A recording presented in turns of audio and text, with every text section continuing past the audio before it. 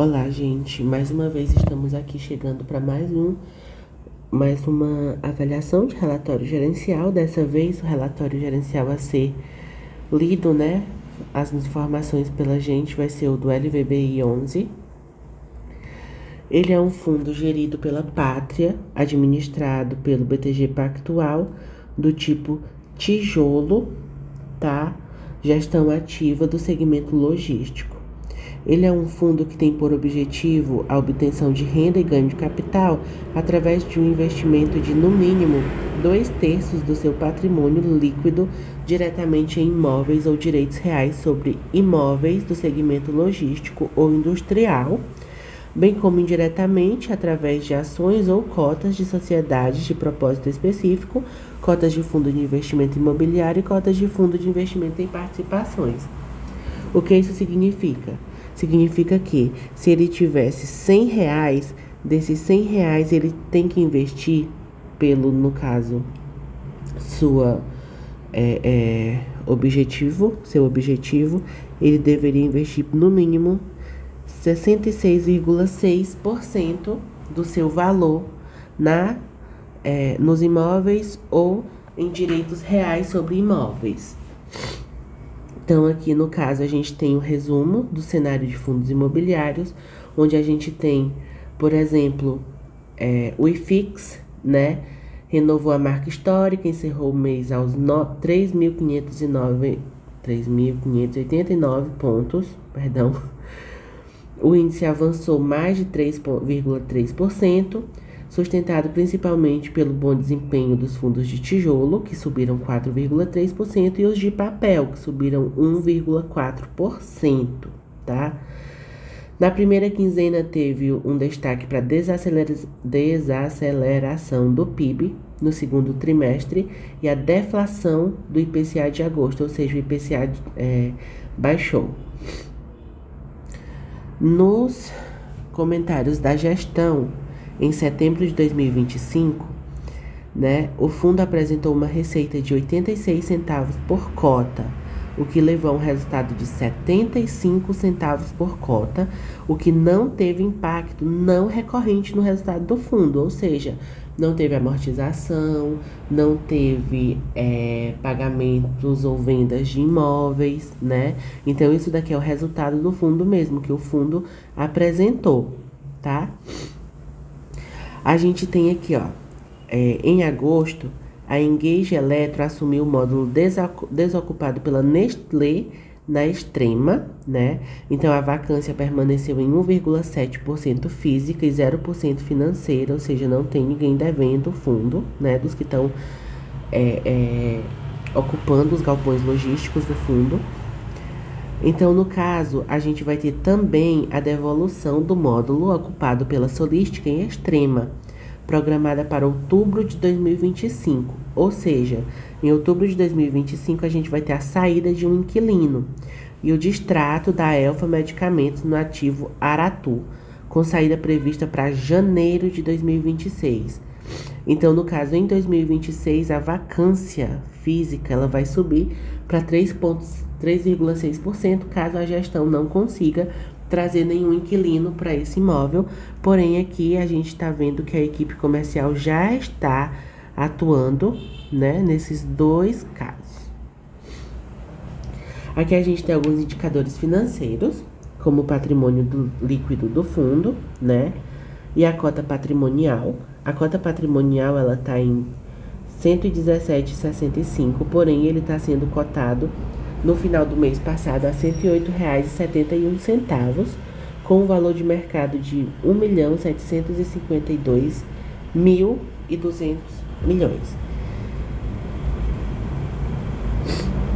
O dividend yield a mercado está 8,3%, já o patrimonial 7,6%. Aumentou, né, no caso, porque a cota a mercado está menor do que a cota patrimonial, ou seja, se quem comprou a 108,71 vai receber um dividend yield de 8,3%. O fundo possui apenas a dívida do ativo Aratu, que é uma dívida pequena, né, de 0,6 do preço-lucro, com uma taxa baixa, que entendemos saudável, manter no longo prazo, e a inadimplência na carteira, né? O fundo acumula cerca de 17 centavos em inadimplência dos períodos anteriores, concentrada em 3 locatários que estão em processo de recuperação judicial, que é a Sequoia, a Dia por Cento e a Americanas. E aqui no caso a Sequoia é 4 centavos por cota, a Dia por Cento 11 centavos por cota e a Americanas de Aratu 2 centavos por cota. A vacância física está em 1,7 e a projetada está de 3,6%, como a gente já viu anteriormente. Tem 37 locatários em 10 ativos, né? A vacância financeira 0%.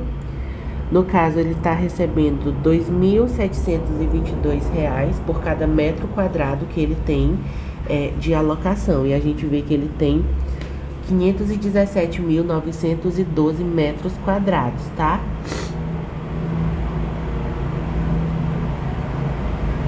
Aqui a gente tem a performance. Deixa o carro passar.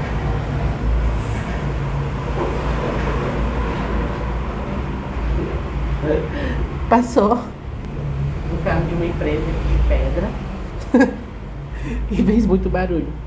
Enfim. Perdão. Ainda continuo gripadinho. A gente tem aqui nessa taxa de performance que, se a gente for ver o LVBI11, ele tá ganhando no mês, tanto do IFIX, que teve 3,3% de performance, o CDI bruto 1,2% e o LVBI teve 6,7%.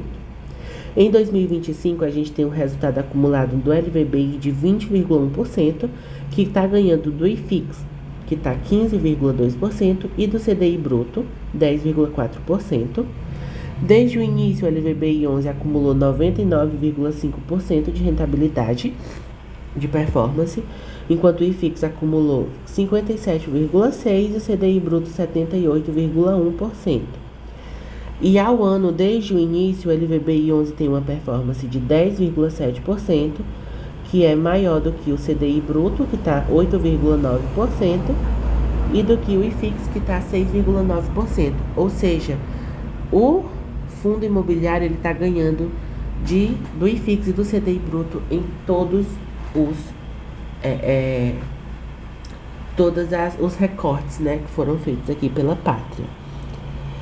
Aqui a gente tem uma média de dividendos, né, que a gente vai pegar de outubro de 2024 até agora setembro de 2025, que a gente está tendo uma média de 78 centavos, sendo que ele diminuiu um pouco a repassagem das cotas, né?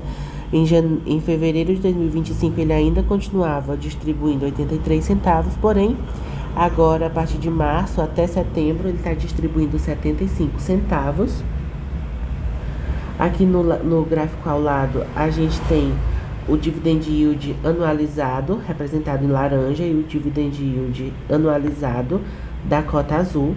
Ambos têm uma diferencial. O da cota azul é sobre a cota patrimonial, ou seja, o que vale, e o da cota o laranja é da cota de fechamento, que o mercado está precificando.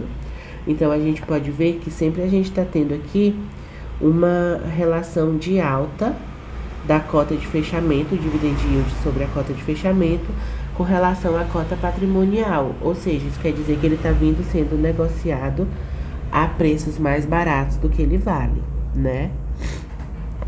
Aqui a gente tem um acumulado em setembro de 2025, uma receita total de R$ 13.925.815, o que daria uma distribuição por cota de 86 centavos, tá?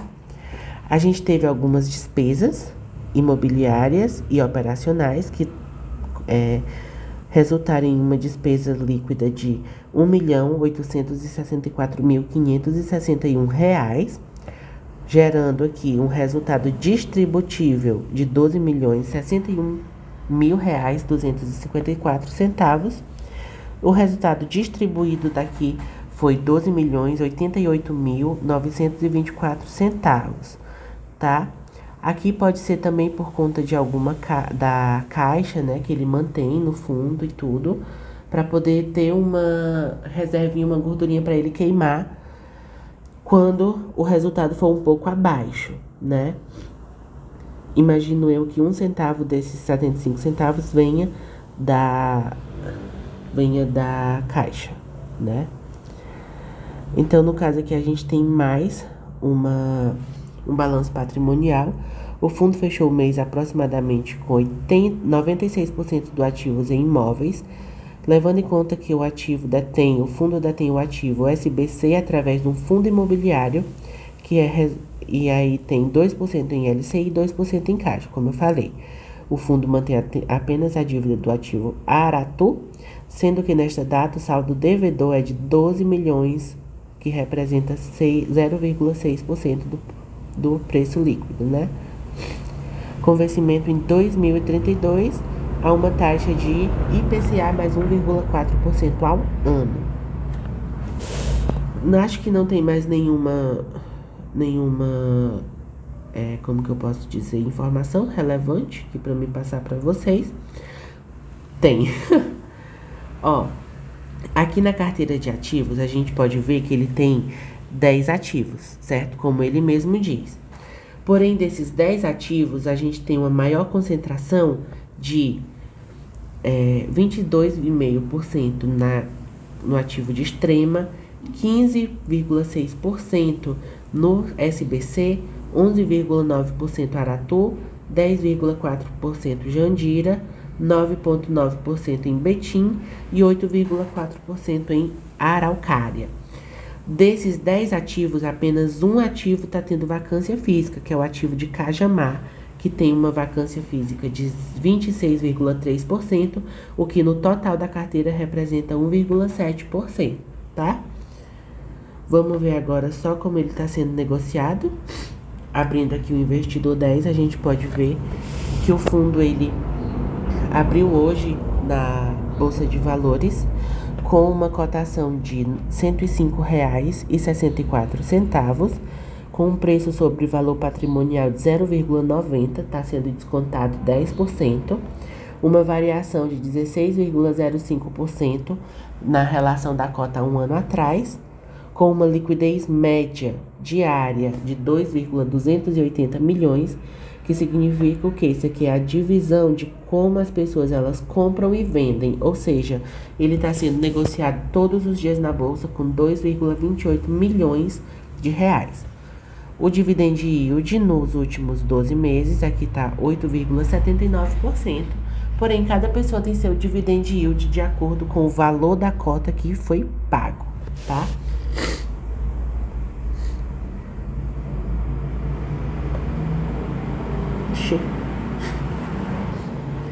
Aqui a gente tem uma rentabilidade, né? Se as pessoas tivessem comprado um fundo há 5 anos atrás,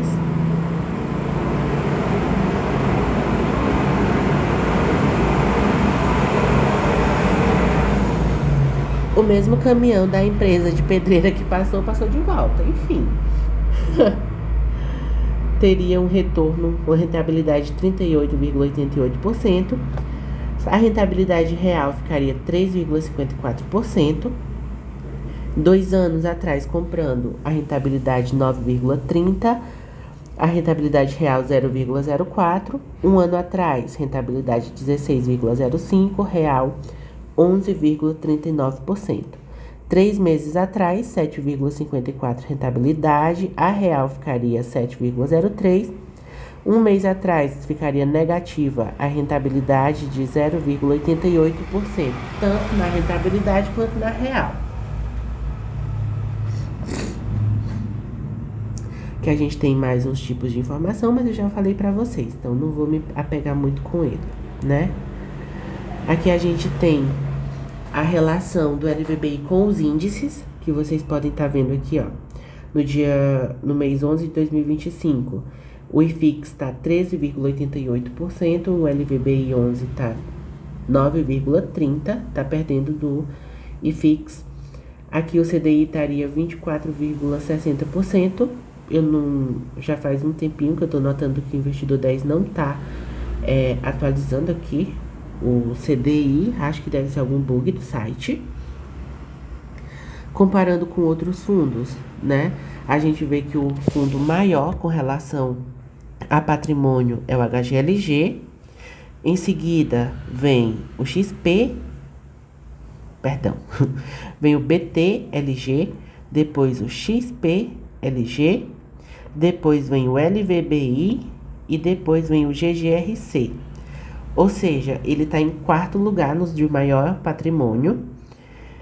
Ele está descontado, como eu falei, 10%. O dividend yield dele com relação à cota atual está 8,79%.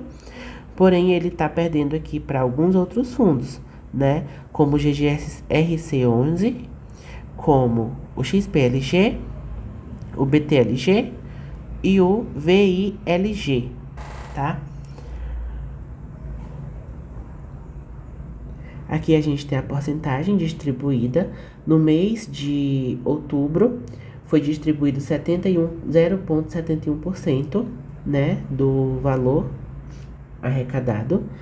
E em centavos, né, em reais, representa um total de 0,75 centavos, tá? A gente pode ver aqui algumas datas com dele. Aqui, 31/10, 30/9, 29/8, 31/7, sempre no finalzinho do mês, no último dia útil, tá? E ele sempre paga, se eu não me engano, no quinto dia útil, se eu não estou enganado. Aqui a gente tem a disposição de imóveis, né? Em São Paulo tem 6, Minas Gerais 2, Bahia 1, Paraná 1. Na minha opinião, não é um fundo que tem poucos imóveis, mas ele poderia ter mais. Acho que uns 15 mais ou menos, para poder diversificar bem, né? Ou em outros estados, ou então adicionar mais nesses aqui que tem menos, Minas Gerais, Bahia e Paraná. Pelo menos uns 2 em cada. Acho que ficaria melhor, na minha concepção, né? Aqui a gente tem, em relação à vacância, ocupação 98,30, vacância 1,70. Em setembro a gente teve uma ocupação de 90%, 90,70%, vacância de 9,30, ou seja, tá menor, né? E a gente viu que para 2026 a vacância pode ser de 3,36%, se eu não me engano. Enfim, esse foi o vídeo e é isso. Tchau, tchau!